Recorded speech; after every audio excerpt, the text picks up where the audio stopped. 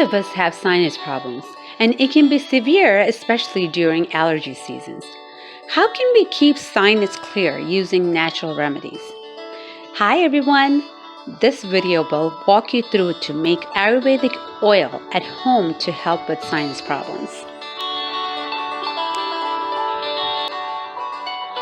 I used to get recurrent sinus infection, which comes with a terrible headache. I've been on back-to-back antibiotics at a point and tried out different remedies. You name it, I have tried it. Neti pot, done it. Saline drops, tried it. Steroids, I use it every day. Once I started using this Ayurvedic oil, my sinus is so much better and controlled. It's been 2 years since my sinus has been better and controlled. No antibiotics, at least not in regards to my sinus infection. What is sinus and what is sinusitis? Before we make the oil, let's first take a good look at what is sinus, what is sinusitis, and the different types of headaches that goes along with it. Here's a picture of a normal sinus versus infected sinus. Sinusitis or sinus infection is inflammation of the sinus cavities. When it is infected, it can give you a headache. Usually, sinus headaches are treated by thinning out the mucus that builds up and causes sinus pressure. What type of headache are you experiencing? We can divide the type of headache into 2 categories: episodic headaches or chronic headaches. What is an episodic headache? This type of headache occurs every so often or just once in a while, but can last from half an hour to several hours. What is a chronic headache? This type of headache is more consistent. It can occur several days in a month and can last for days at a time. Research suggests that this type of cases should plan for pain management. How will you know if your headache is sinus related? Let's take a look at some different types of headaches. Tension headache. Yeah, we all get that. This type of headache can feel like a dull, aching sensation all over your head but not throbbing. It feels like tenderness or sensitivity around your neck, forehead, scalp, or shoulder muscles also might occur. Anyone can get a tension headache, and they're often triggered by stress. Migraine headache. It can be awful. This is an intense pulsing from deep within your head. This pain can last for days. The headache significantly limits your ability to carry out your daily routine.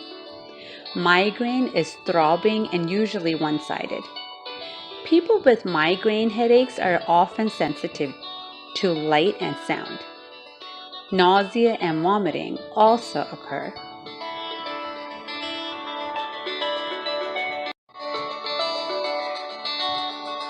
Cluster headache. What? The feeling of the cluster headache is severe burning and piercing pain.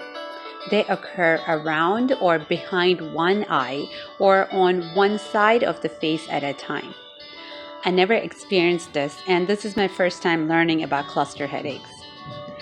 During a cluster, after one headache resolves, another will soon follow. Cluster headaches are more common in the spring and fall.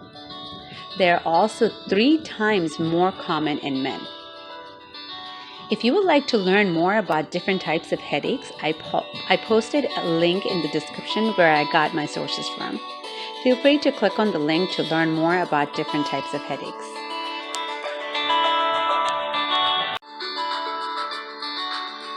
The following headaches are known to be secondary headaches. This means something else is going on in your body. If the trigger of your secondary headache is ongoing, it can become chronic. Treating the primary cause generally brings headache relief. Allergy or sinus headache? Who knew sinus can hurt you so bad? According to Healthline, migraine headaches are commonly misdiagnosed as sinus headaches. In fact, Up to 90% of sinus headaches are actually migraine. People who have chronic seasonal allergies or sinusitis are susceptible to these kinds of headaches. Headaches sometimes happen as a result of an allergic reaction.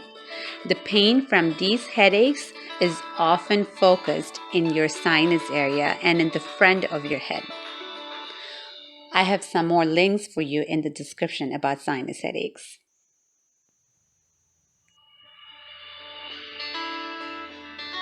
Hormonal headache. Women commonly experience headaches that are linked to hormonal fluctuations.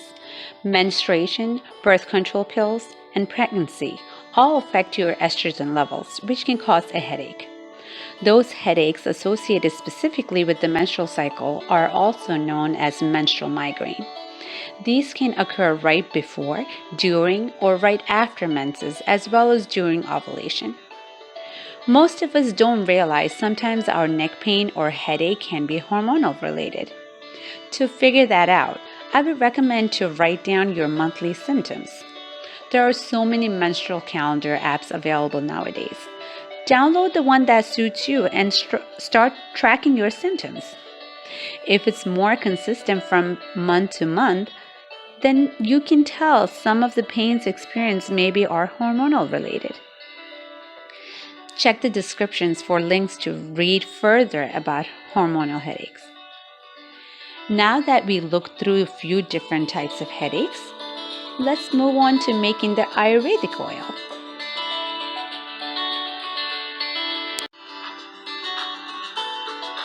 You need 250 ml of coconut oil, 1 tablespoon of cumin seeds, jeeragam, 1 tablespoon of fenugreek seeds, uluva, and half a tablespoon of ajwain seeds, ayamodagam. Now these are the ingredients we'll be using to make the oil. Now what are the benefits of these ingredients? Well, let's take a look at it. I had already covered the benefits of fenugreek seed in the previous video. You can click on the ribbon About to visit the previous video, which takes you through the benefit of fenugreek seed. Ajwain seed. It looks similar to cumin seeds, but smells similar to thyme. Ajwain seeds are rich in minerals, fiber, vitamins, and antioxidants. Carom seeds keep your hair healthy, young, and seem to have benefits for the graying hair, hair fall, and dandruff. Ajwain helps in avoiding nasal blockage by discharging the mucus easily, which gives relief from migraine headache. I guess this is why it helps with sinus.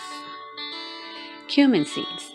It contains high amounts of potassium, calcium, selenium, copper, and magnesium. It contains many nutrients that are great for your hair and help nourish the roots of your hair. It combats hair thinning and hair loss. It has protein, fat, water, carbohydrates that promote proper hair growth and helps replenish them from the roots. I also have some important facts about coconut oil in the previous video. Again, feel free to click the ribbon About to visit the previous video. Now that you know some important facts about the ingredients we'll be using, let's go ahead and make the oil. In the last video, I shared the benefit of yogurt with fenugreek hair mask. Although yogurt is good for all types of hair, I experienced that it's not working for me. After I used yogurt with fenugreek hair mask, I had some sinus congestion. So me and my munchkin stopped using it. Then I thought, it's time to make more sinus Ayurvedic oil and I can use it with hair mask. Some people may tolerate yogurt well as it has good nutrition in it, but we couldn't. Now put all the seeds into a pot and stir until golden. You'll know when it's ready when you smell the aroma of ajwain seeds. Then you can add in the oil and stir. Wait until it comes to boil, then you can turn off the flame. Once it's cooled, transfer it into a steel container. I don't have one available right now, so I stored it in a glass container. It will be easier and less mess if you use a funnel to transfer the oil. Here, I used a kitchen tissue to squeeze the excess oil into the container. You can use a clean cotton towel instead. Be mindful, since it's coconut oil we used for this remedy, it will be thick if stored in a cool area or during winter season. When you're using this oil, use a spoon to get the oil out from the jar. Put some in your palm and rub it between your palms until it's melted. Then massage it onto your head. If you wish to try this oil, also continue with your usual remedies to keep your sinus cavities clear, because I know the pain of having blocked sinus and end up on antibiotics. Hope this video was helpful for you. If you have not clicked on that like button, please do so now and subscribe for more helpful videos.